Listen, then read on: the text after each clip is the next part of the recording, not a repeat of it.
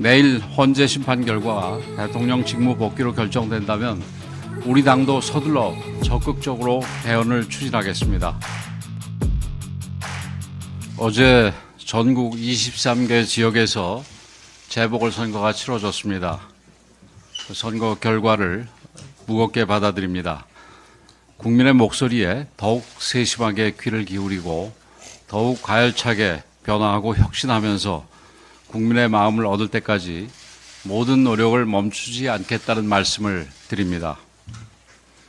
내일 대통령 탄핵 심판 선고가 예정돼 있습니다. 국회 탄핵소추 이후 111일, 변론 종결 이후 38일 만입니다.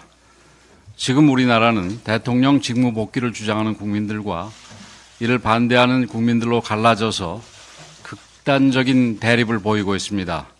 탄핵 심판 결과가 어떻게 나오든 큰 갈등과 혼란이 발생할 수밖에 없는 위태로운 상황입니다. 결국 가장 중요한 것은 헌법재판소의 올바른 판결입니다.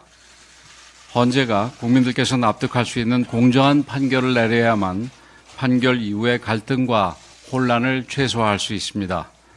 헌법재판관들께서 법리와 원칙, 한 사람 한 사람의 양심에 따라 올바른 판결을 내려주시기를 기대합니다. 그런데 판결을 앞둔 이재명 대표와 민주당의 태도는 정말 충격적입니다. 이재명 대표는 승복 여부를 묻는 질문에 승복은 윤석열이 하는 것이라며 사실상 불복을 선언했고 민주당 의원들의 불복 선언이 줄줄이 이어졌습니다. 자신들이 원하는 결과가 나오지 않을 것 같자 이에 대비한 빌드업인지 마지막까지 헌재를 압박하기 위한 대국민 겁박인지는 알 수 없으나 어느 쪽이든 책임 있는 정치 지도자의 태도라고 할 수 없습니다. 이재명 대표가 바라는 것이 충돌과 유혈 사태인지 묻지 않을 수 없습니다. 애당초 오늘의 사태를 불러온 데는 민주당 책임이 가장 큽니다. 민주당은 윤석열 대통령 취임 이후 30번의 공직자 줄탄핵, 무자비한 핵심 예산 삭감, 이재명 방탄 법안과 사회 갈등 법안 일방 통과 등 정부의 기능을 마비시키는 의회 독재를 멈추지 않았습니다. 지금 대한민국은 그 어느 때보다 심각한 위기 상황입니다. 외교, 안보, 경제, 민생 모든 분야에서 경고등이 켜졌습니다.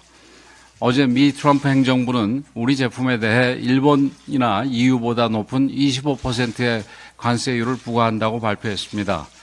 수출 중심의 우리 경제에 큰 타격이 예상되는 상황입니다. 이대로는 우리의 미래를 장담하기 어려운 상황에 처해 있습니다. 이 위기를 극복하고 다시 도약의 길로 나아가려면 가장 먼저 정치부터 달라져야 합니다. 정치가 갈등의 조정자이자 사회 통합의 마중물이 되어야 합니다. 아무리 의견이 달라도 대화와 타협을 통해 문제를 해결해 나가야 합니다. 그리고 그 과정은 반드시 법과 제도의 틀 안에서 이루어져야 할 것입니다. 민주당의 대우각성과 승복선언을 강력하게 촉구합니다. 국민 여러분들께도 간곡하게 호소드립니다. 설령 받아들이기 힘든 판결이 나온다 해도 법과 제도의 틀 안에서 그리고 대화와 타협이라는 정치의 본질을 지키며 대안을 모색하고 절충안을 만들어 나가야 합니다. 그런데도 갈등을 부추기고 혼란을 키우는 정치 세력이 있다면 국민 여러분들께서 과감하게 퇴출시켜 주시기 바랍니다. 또한 어떤 경우에도 국민의 생명과 안전보다 더 중요한 것은 없습니다. 선고 당일 그 어떤 불상사도 있어서는 안 됩니다. 저는 한덕수 국무총리 권한대행 측에 선고 당일 및 이후에 안전관리에 각별히 노력해 줄 것을 요청했습니다. 경찰은 질서 유지와 사고 방지에 최선을 다해 주시기를 부탁드립니다. 저와 국민의힘은 대통령 탄핵 심판 판결에 승복할 것이며 탄핵 심판 이후를 철저히 준비하고 대비할 것입니다. 탄핵 판결이 국가의 복합 위기로 전이되지 않도록 안정적으로 국정 상황을 관리하겠습니다. 그것이 대한민국의 공당으로서 책임을 다하는 최선의 길이라고 믿습니다.